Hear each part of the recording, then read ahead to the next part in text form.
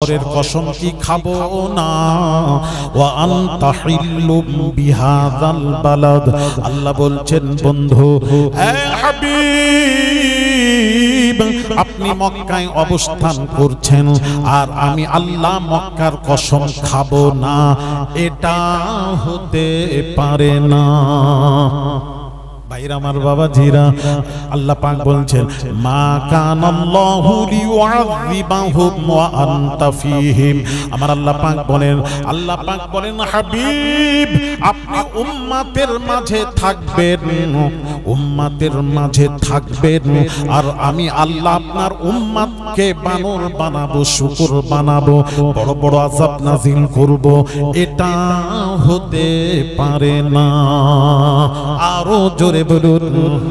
তাহলে কোরআনের আয়াত দিয়ে বোঝা গেল নবীজি আমাদের মাঝে রয়েছে। জোরে জোরে বলুন। আমাদের মাঝে থাকার কারণে আল্লাহ আমাদেরকে বানর শুকর বলছেন। কি করে বানাবো বন্ধু? আপনি উম্মতের মাঝে থাকবেন আর আপনার উম্মতকে আমি বানর বানাবো, শুকর বানাবো, এটা হতে পারে না। তাহলে নবী আছেন না চলে গেছেন? এইবার প্রশ্ন কোথায় আছেন? এটা প্রশ্ন আসবে। আমাদের মাঝে আছেন, এটা তো প্রমাণ হলো। আমাদের মাঝে আবার কোথায় আছেন নির্দিষ্ট, ওটা আপনারা গাবতলার এলাকাবাসী বলবেন। যেহেতু গাবতলায় ওয়াজ নসিহত এত হয় এলাকায়, আপনারা শুনে শুনে বোধহয় হিসেব নেই কত জীবনে ওয়াজ শুনেছেন, তাহলে আপনারা বলবেন। আর যদি বলেন আজকেই শুনতে এসেছি প্রথম ওয়াজ, তাহলে আমি বলবো।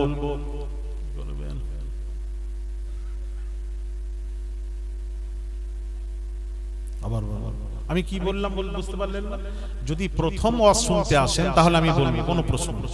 আর যদি বলেন ওয়াজ কত শুনেছি হিসেব নেই, তাহলে দয়া করে আপনারা বলবেন।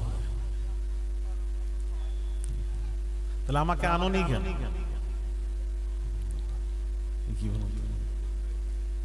ওয়াজ কিছু শেখার আছে বাবা, খালি কানে হাত দিয়ে দু চার ঘটনা মুখস্থ করে এখন আর কিছু হবে না।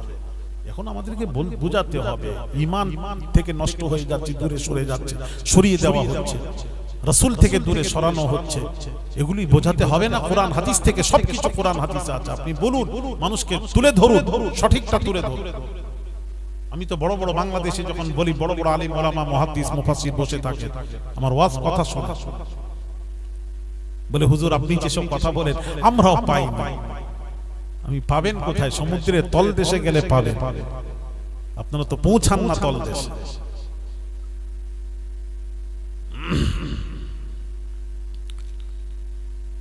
কথা কি বুঝতে পেরেছেন?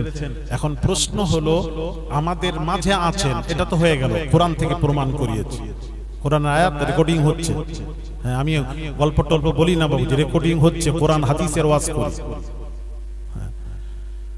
তো কোরআন দিয়ে প্রমাণ করালাম। এবার প্রশ্ন আমাদের মাঝে রয়েছেন, এবার আমাদের মাঝে কোন জায়গায়, নির্দিষ্ট কোন জায়গায় রয়েছেন, এটা একটা প্রশ্ন।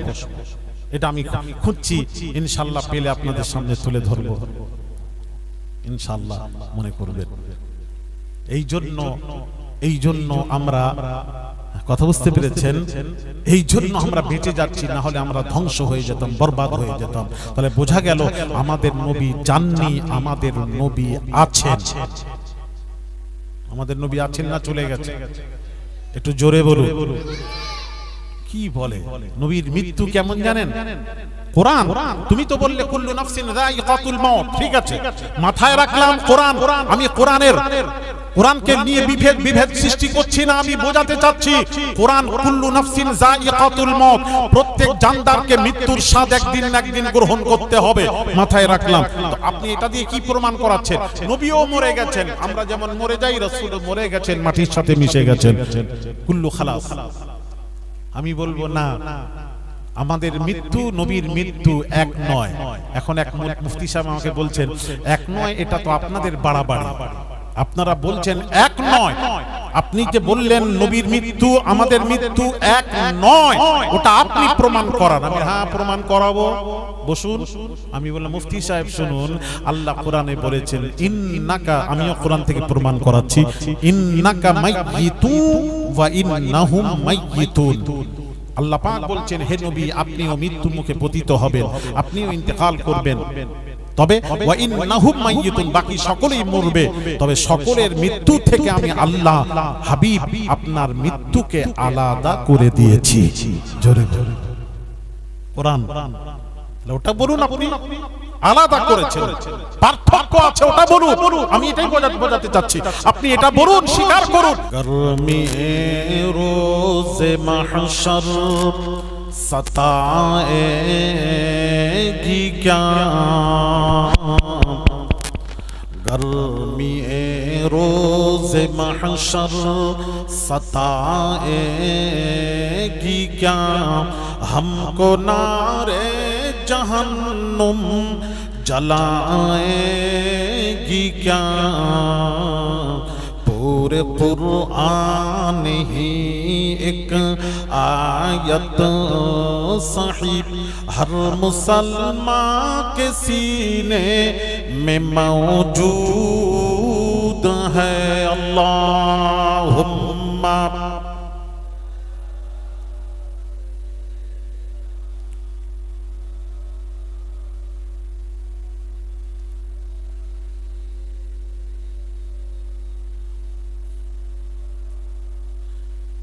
बीच सागर में तूफान आए तो क्या,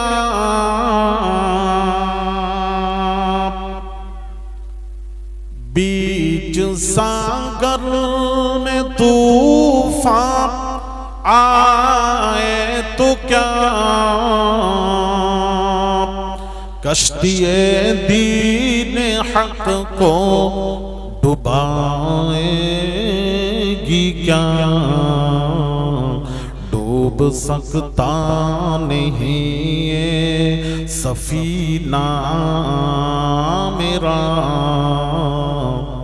डूब सकता नहीं ये सफीना मेरा, क्योंकि कमली वाले सफीने में मौजूद है, कमली वाले सफीने में मौजूद है। अल्लाह মাশাআল্লাহ, হুজুরের এই জলসাটি শুনে খুব ভালো লাগলো। যদি আপনাদের ভালো লেগে থাকে তাহলে আমাদের চ্যানেলটাকে লাইক, শেয়ার, কমেন্ট, সাবস্ক্রাইব করে পাশে থাকবেন।